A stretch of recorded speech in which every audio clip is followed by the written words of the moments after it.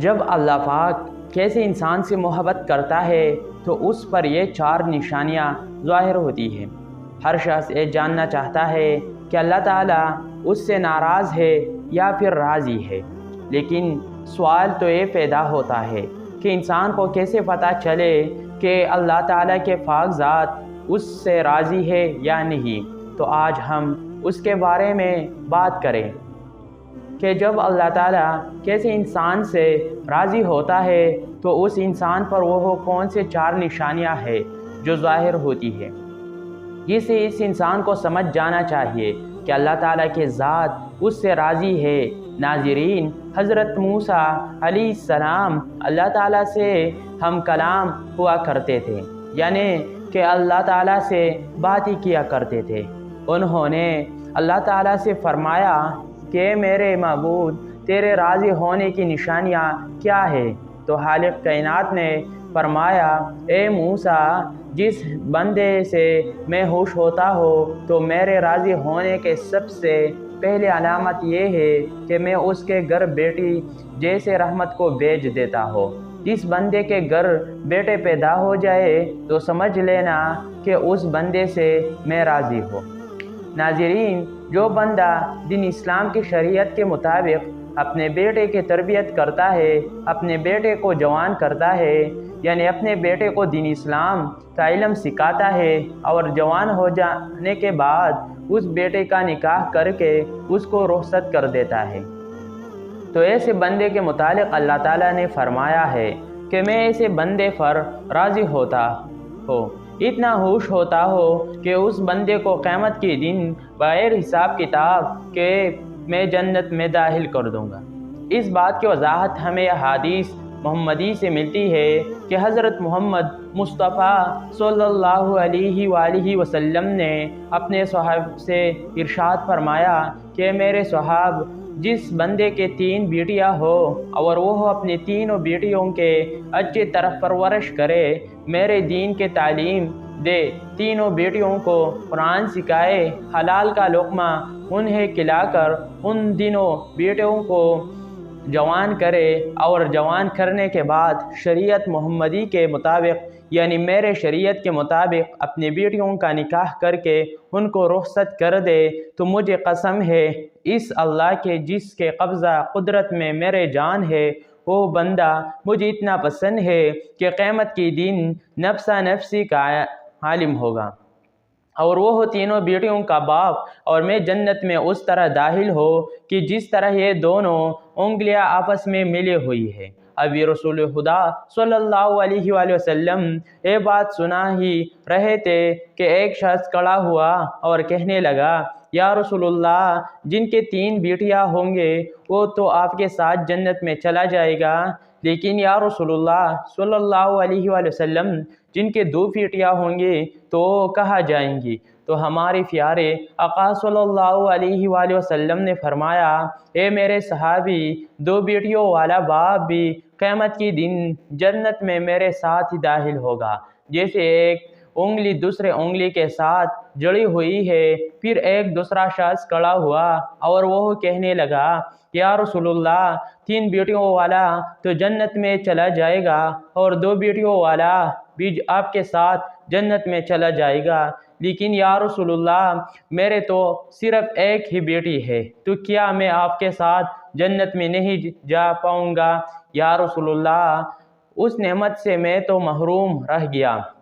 تو سرور کائنات نے فرمایا، اگرچہ جس شخص کے ایک بیٹی بھی کیوں نہ ہو، لیکن اگر وہ اپنی بیٹی کو حلال کا لقمہ کھلائے، اپنی بیٹی کو جوان کرے اور دین کی تعلیم دے، اس کا نکاح کر کے اس کے رخصت کرے، تو ایک بیٹی والا بھی قیامت کی دن جنت میں میرے ساتھ ویسے ہی ہوگا جیسے یہ دونوں انگلیاں ایک دوسرے کے ساتھ جڑی ہوئی ہے۔ پھر تیسرا شخص کھڑا ہوا اور رونے لگا، اس کے آنکھوں میں آنسو ہو رہے تھے، تو رسول خدا نے فرمایا، اے شخص، تمہیں کیا ہوا؟ تم کیوں رو رہے ہو؟ تو وہ کہنے لگا، یا رسول اللہ، میں تو اس نعمت سے محروم رہ گیا ہوں۔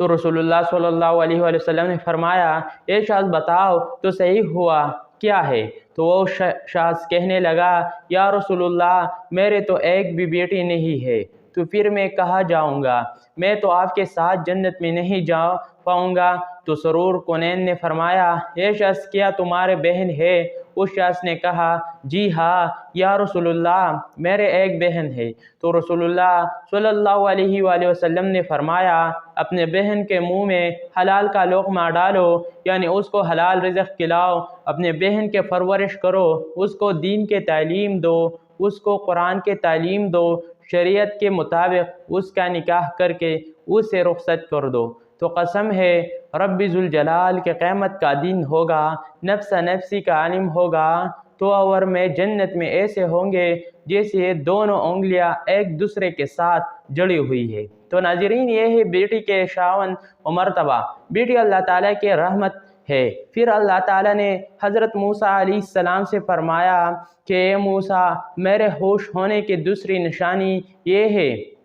کہ میں جس قوم سے راضی ہوتا ہوں تو دولت بحیروں کے ہاتھوں سے نکال کر صحیح لوگوں کے ہاتھوں میں دے دیتا ہوں، اور جب صحیح لوگوں کے ہاتھ میں پیسہ آ جاتا ہے تو پھر اس قوم میں خوشحالی، امن و سکون اور چین آ جاتا ہے۔ قوم کا ہر بندہ خوش نظر آتا ہے۔ اگر حکومت کرنے والے لوگوں میں صحیح لوگ ہوں گے اور نیک لوگ ہوں گے تو سمجھ لینا کہ میں اس قوم پر راضی ہوں۔ اللہ تعالیٰ نے حضرت موسیٰ علیہ السلام کو اپنے خوش ہونے کے، اپنے راضی ہونے کی تیسری نشانی یہ بتائی ہے کہ جس شخص کے ماں باپ اس سے راضی ہے تو سمجھ جانا میں بھی اس سے راضی ہوں، اور جس شخص سے اس کے ماں باپ راضی نہیں ہے تو اللہ تعالیٰ بھی اس شخص سے راضی نہیں ہے۔ اور اس بات پر آپ خود اور کر کے دیکھیں، اپنے آس پاس نظر دوڑائے، آپ کے محلے میں یا آپ کے بستی میں کوئی نہ کوئی ایک گھر ایسا ضرور ہوگا کہ جس گھر میں اس شخص سے اس کے ماں باپ راضی ہوتے ہیں، خوش ہوتے ہیں۔ تو ایسا شخص ہمیشہ اپنی زندگی میں کامیابی حاصل کرتا ہے، اور کہیں نہ کہیں آپ کے آس پاس کوئی ایسا گھر بھی ہوگا جس میں اس بندے سے اس کے ماں باپ راضی نہیں ہوتے، نہ خوش ہوتے ہیں، وہ اپنے ماں باپ کے فرمانبرداری نہیں کرتا، تو ایسا شخص اپنی زندگی میں ہمیشہ ناکام ہی رہتا ہے۔ اس کے کام ہوتے ہوتے رک جاتے ہیں اور رزق میں کمی ہونے لگتے ہیں۔ تو میرے عزیزو، اپنے ماں باپ کی خدمت کرو اور اپنے ماں باپ کی عزت کرو، اپنے ماں باپ کو راضی کرو، ماں باپ کو خوش رکھو، ان سے دعائیں لو، ان کا حال پوچھو، ان سے محبت سے تھوڑی دیر گفتگو کرو، اور اگر تمہارے ماں باپ تم سے ناراض ہے، نہ خوش ہے، تو انہیں راضی کرو، ان سے معافی مانگو، اور اللہ تعالیٰ جس بندے سے خوش ہوتا ہے اس بندے کو اپنے ماں باپ کی خدمت میں لگا دیتا ہے۔ آپ نے یہ سنا ہی ہوگا کہ ماں باپ راضی تو خدا راضی ہو، تو اپنے ماں باپ کی عزت کرو، ان کے فرمان برداری کرو، نیک بنو۔ اللہ تعالیٰ نے حضرت موسیٰ علیہ السلام سے اپنے راضی ہونے کے اور اپنے خوش ہونے کے چوتھی نشانی یہ بتائے کہ جس بندے سے میں خوش ہوتا ہوں، جس بندے سے میں راضی ہوتا ہوں، جب سردیوں کا موسم آتا ہے، جب بہار ٹھنڈے ہوتی ہے، اور ایسے موسم میں ہر بندہ نرم گرم بستروں میں سویا ہوا ہوتا ہے اور سکون کے سانس دے رہا ہوتا ہے، اور جب رات کا دوسرا پہر آتا ہے تو سردی کے رات کی دوسرے پہر سردی زیادہ بڑھ جاتی ہے، تو اللہ تعالیٰ فرماتا ہے کہ جب رات کا دوسرا پہر آ جاتا ہے تو میرے جو بندہ اس سردی میں اٹھتا ہے اور وہ ٹھنڈے پانی سے وضو کرتا ہے اور وہ میری عبادت میں اپنے سر کو میرے سامنے جھکاتا ہے، میرے محبت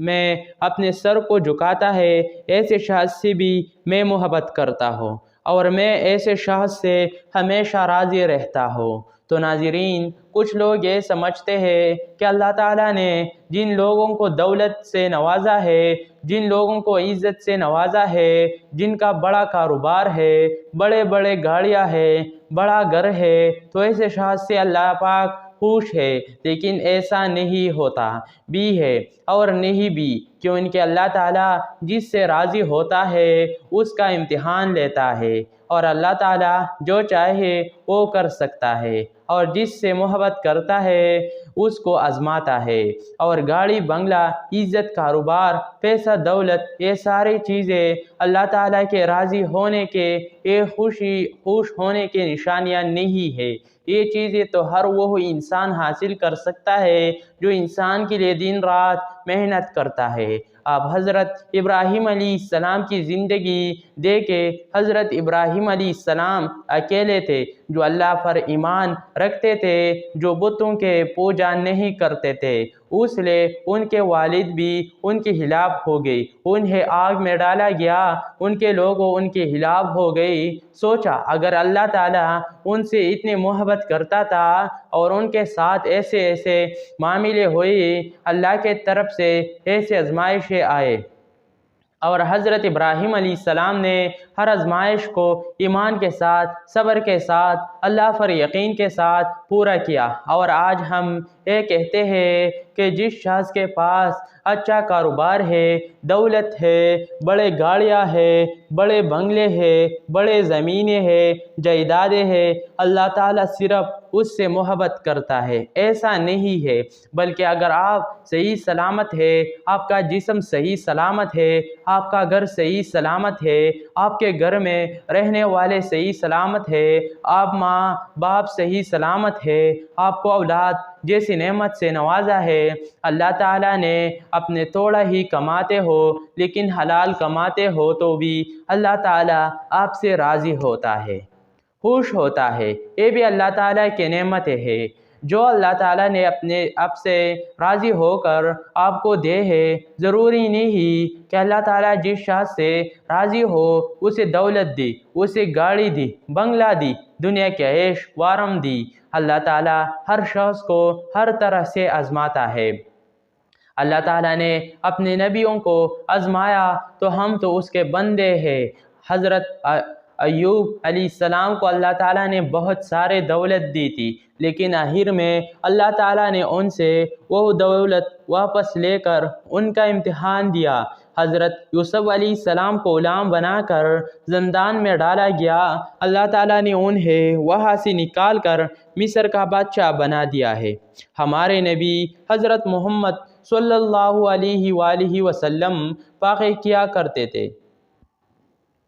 کتنے دنوں تک ان کے گھر میں چولہا نہیں چلتا تھا۔ رسول اللہ صلی اللہ علیہ وآلہ وسلم کے نواسی حضرت امام حسین